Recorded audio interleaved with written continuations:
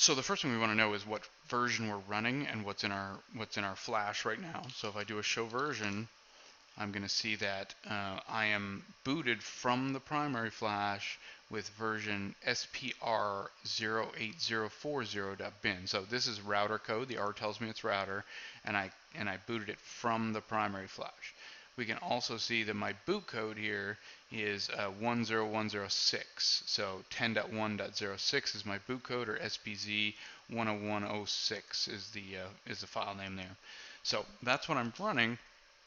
And then if I look at my flash, I have SPR08040.bin, so router code in my primary flash and switch code in my secondary flash, but they're both the same version. And then I have only one version of boot code, which again is 10.1.06. So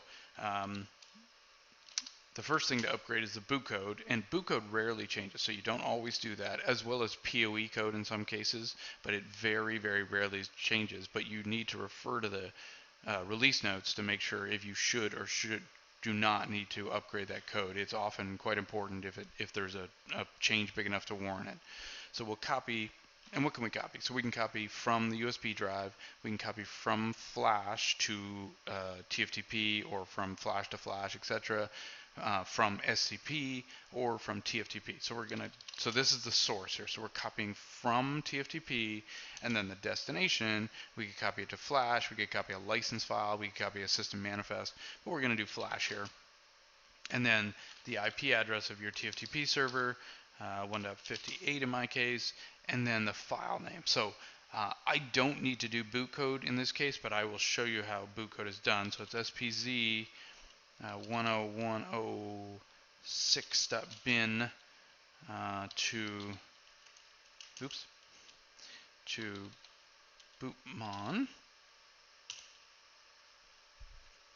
So it's going to copy that off my TFTP server, and then it's going to sync that image to the flash. So it's saying don't switch over, power down the switch. And if this was a stack, it would do all the devices in the stack all at once. But in this case, I only have one. So there's that done.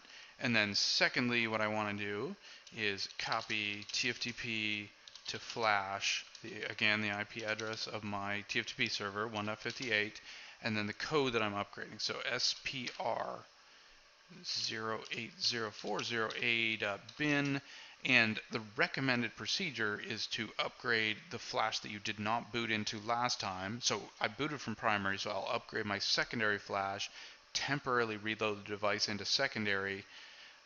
If the device comes up and works appropriately, then we'll copy from the secondary to the primary.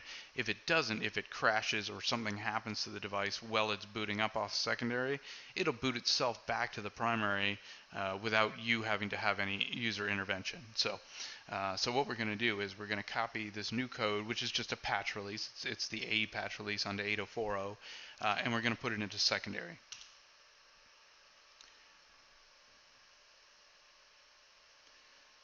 So it's a fairly big file. It'll take a few minutes. Again, the PoE version almost never changes, but it's you should refer to the release notes, as well as your boot file. Again, rarely changes, but if either one of those change, it's going to be important enough that you should certainly do them. But for the most part, the only thing that needs to be upgraded is either the switch or router code, depending on when you're running. And usually from the factory, you're going to get switch code in the primary flash and router code in the secondary, depending on the model, of course. An MLXE, for example, doesn't have switch code, it only has router code. But for the ICXs, you're going to have a primary and a primary switch in the primary and router in the secondary.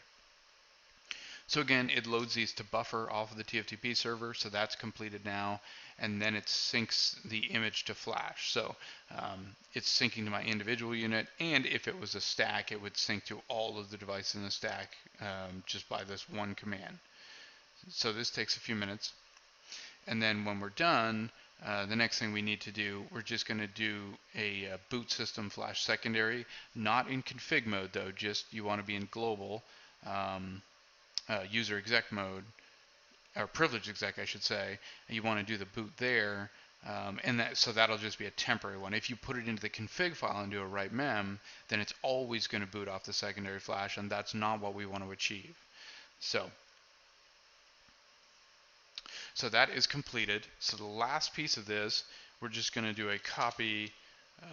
We're going to do a boot system flash secondary, right, to temporarily boot it into the secondary flash. So you'll notice I'm not in config mode.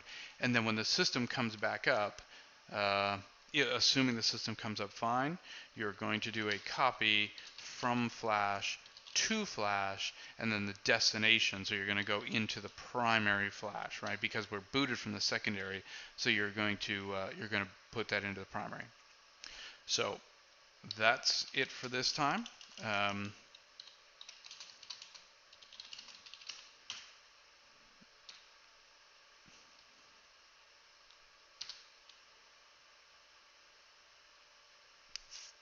there we go. Thanks.